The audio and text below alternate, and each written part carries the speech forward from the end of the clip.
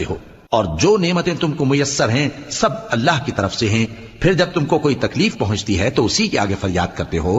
پھر جب وہ تم سے تکلیف کو دور کر دیتا ہے تو کچھ لوگ تم میں سے اللہ کے ساتھ شریک کرنے لگتے ہیں تاکہ جو نعمتیں ہم نے ان کو عطا فرمائی ہیں ان کی ناشکری کریں۔ تو مشرکو، دنیا میں فائدے اٹھا لو، پھر ان قریب تم کو اس کا انجام معلوم ہو جائے گا، اور ہمارے دیے ہوئے مال میں سے ایسی چیزوں کا حصہ مقرر کرتے ہیں جن کو جانتے ہی نہیں۔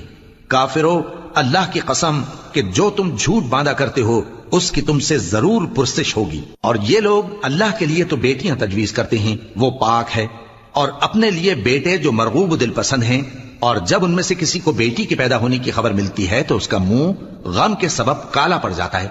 اور وہ اندر ہی اندر گھٹنے لگتا ہے،